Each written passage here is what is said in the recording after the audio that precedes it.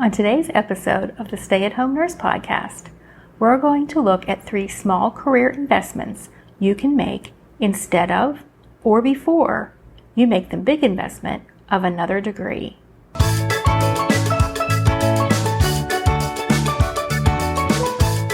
Welcome to the Stay-at-Home Nurse Podcast. I'm your host, Deanna Cooper Gillingham. For over 25 years, I've strived to use my nurse credentials to find work that fit my lifestyle. Whether it was raising my 4 children and 3 fur babies, traveling the world, or moving to Mexico and living on the Caribbean Sea. Sometimes I succeeded, and sometimes I failed, but I always learned from the experience.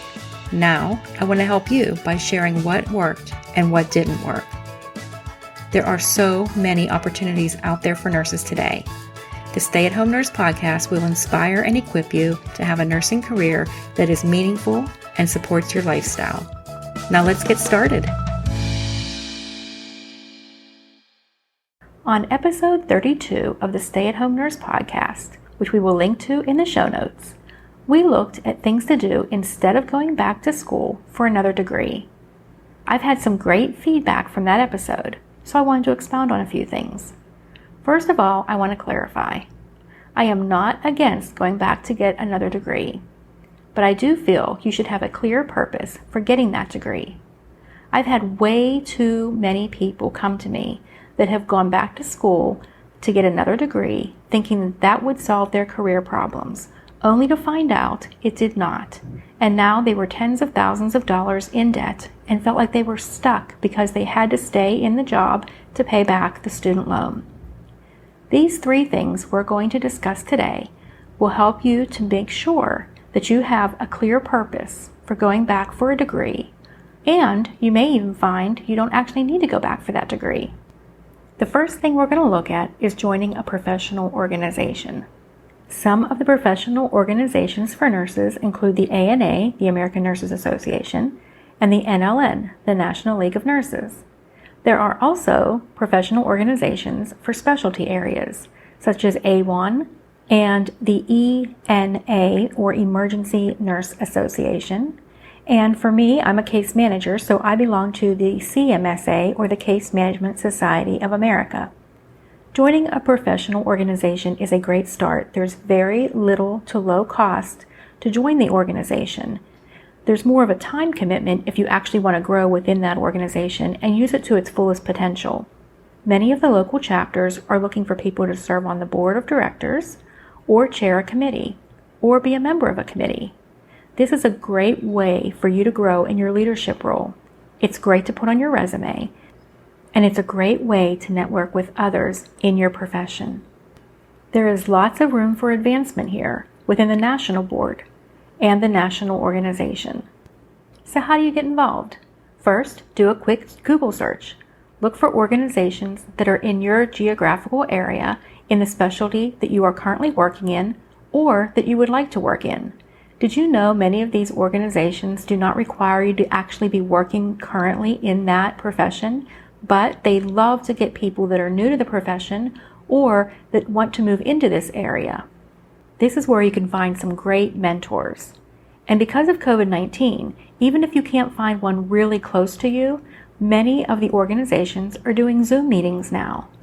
This is a great way for you to check them out before you even join without leaving the comfort of your own home. You can join as many professional organizations as you like. You may want to join the ANA or the NLN, or both, along with an organization in your area of specialty or the area of specialty you'd like to move into next. So how does this help you to decide whether or not to go back for a degree? Many ways. By networking with the people in this organization, you can find out which degree would be most beneficial for where you want to move to in your career.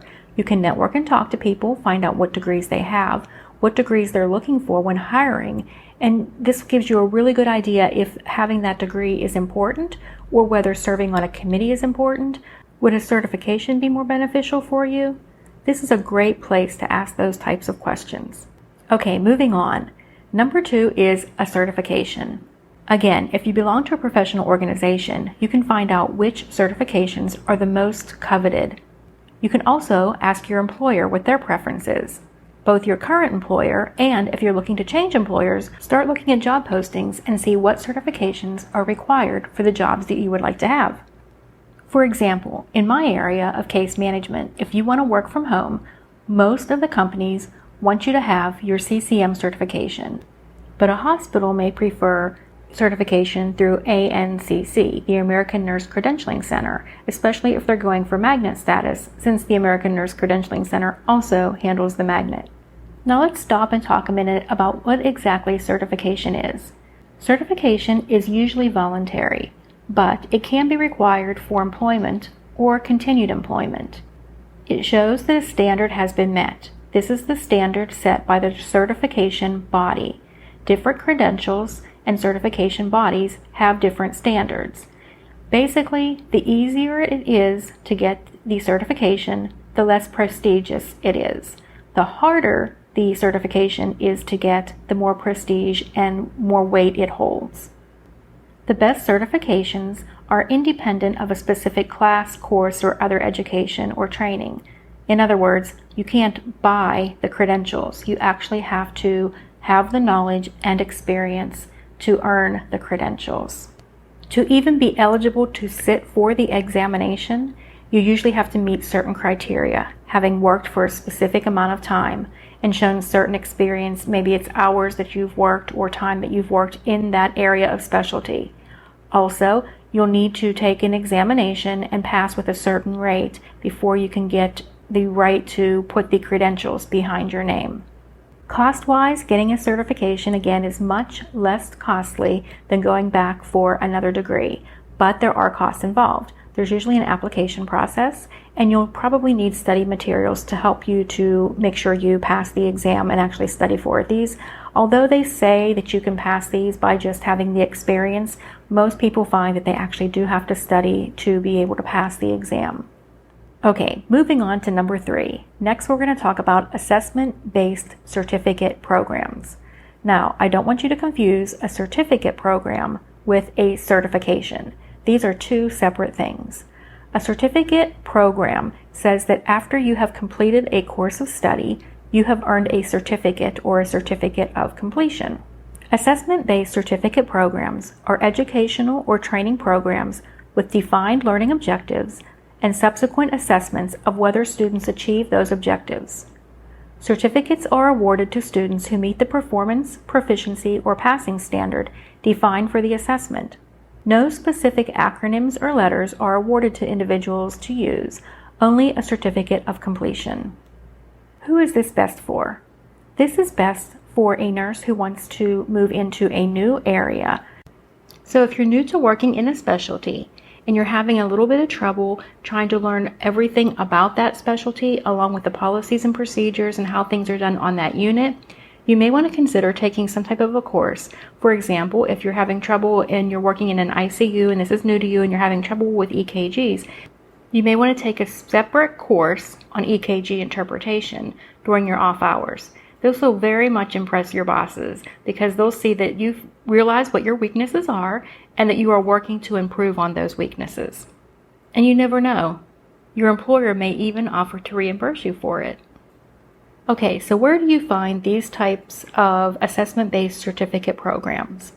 You can find them at community colleges. You can also find them at hospitals. A lot of larger hospital systems will have classes and they will invite the public along with their employees. You can also find online classes. Online classes allow you to work around your own schedule, which is great. The only question you may have is how do you know if a class that you take online is legit? Just like anything else, do your homework. A very simple Google search for the class, the author of the class, the instructor of the class, or other information should yield you some results. If you see that the course creator or the person teaching the course has absolutely no background in that specialty, you may be a little more leery. Also, you can reach out and ask if they have some students that have taken the course that you can get testimonials from. Using myself as an example, if you Googled me, you would find pages of information about case management, about my courses, about my website, about articles that I've written, about places that I've spoken, so you can trust that I do have the knowledge on the subject and the ability to teach on the subject. Also, you can see that we've been around for a while. We're not fly-by-night. We're a company that has been around for a while, and we have a great reputation. We have a Facebook group with over 15,000 members that are case managers. So we have a great reputation, and we are very proud of our reputation. We would not do anything to jeopardize that reputation. So if you're considering taking an online course to learn more about a certain area of specialty, just consider doing a Google search, making sure that they're reputable. I would have to say the majority of the online courses out there that are done by nurses are reputable, but there are a couple out there that you do have to watch for. Always be leery of anybody who makes too many promises. If they're going to guarantee you a job or they're going to guarantee you that you can work from home, that's a big red flag. Nobody can guarantee you a job. How do they know that you are not a registered sex offender or that you don't have some kind of ding on your license? So if they're not looking at your qualifications beforehand, they're not asking you for a resume or to verify that you have a license, and they're promising that you're going to get a job as a nurse afterwards, I would be very leery of that. They can't guarantee you they're going to get you a job if they haven't even looked at your resume.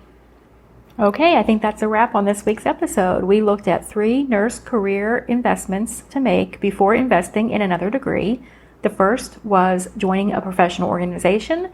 The second was certification. And the third was getting an assessment-based certificate. If you know someone who would benefit from listening to this episode, please share it with them. We are available on all the major podcast players: Spotify, iTunes, Google Play, just to name a few. And did you know all of our episodes are on our website, thestayathomenurse.com? Go to thestayathomenurse.com, click on the podcast tab, and you'll find all of our past episodes right there. You'll also find show notes there with any links mentioned in an episode. And while you're there, you can sign up for our newsletter, where every Friday we send you an email reminding you that the new episode is out. That way you never miss an episode. Another way to never miss an episode is to make sure you hit the subscribe button on your favorite podcast player. Until next week, adios from beautiful Puerto Aventuras, Mexico.